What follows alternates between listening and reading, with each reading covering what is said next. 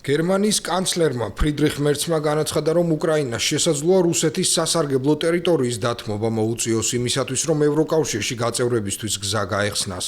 გერმანიის ქალაქ მარსბერგში სტუდენტებთან საუბრისას მერცმა განაცხადა, რომ უკრაინის პრეზიდენტმა ვოლოდიმირ ზელენსკიმ უნდა ჩაატაროს რეფერენდუმი, რომელზეც მოსახლეობა გადაწყვეტს როგორც ევროკავშირში გაწევრების, ისე ტერიტორიის დათმობის საკითხებს. ამჟამად რუსეთს უკრაინის დაახლოებით 20% აქვს ოკუპირებული, ძირითადად ქვეყნის აღმოსავლეთი ინდუსტრიული რეგიონი დონბასი.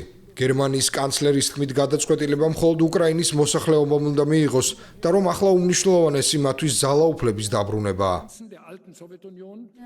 Irgendwann wird es hoffentlich einen Friedensvertrag mit Russland geben. იმედია გარკვეულ ეტაპზე რუსეთთან სამშვიდობო ხელშეკრულება დაიდება. ამის შემდეგ შესაძლოა გარკვეული ტერიტორია აღარ იყოს უკრაინული. თუ ზელენსკი სურს ამის შესახებ საკუთარ ხალხს აცნობოს და საკითხის ასარგებლოდ უმრავლესობა უზრუნველყოს, რეფერენდუმი უნდა ჩაატაროს.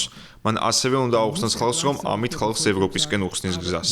და ჩვენ ამას დამაჯერებლად უნდა ვუპასუხოთ. ჩვენ არ უნდა გადავოვადოთ და გაურკვეველ მომავალში არ უნდა დავიბაროთ. პირიქით, უნდა ვუთხრათ უკრაინას.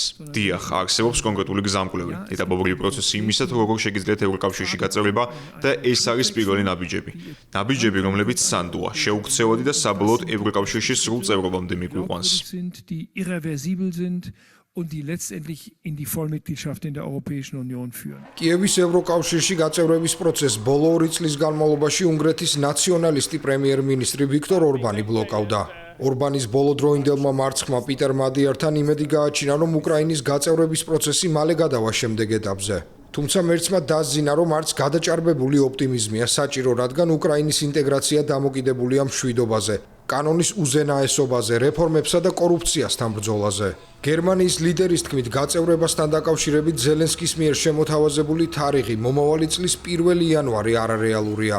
მეტიც შესაძლოა ვერც 2028 წლის 1 იანვრამდე მოესწროს საჭირო რეფორმების გატარება. კიევს ამჟამად ევროკავშირის ოფიციალური კანდიდატი ქვეყნის სტატუსი აქვს, რომელიც მას 2022 წლის ივნისში მიენიჭა.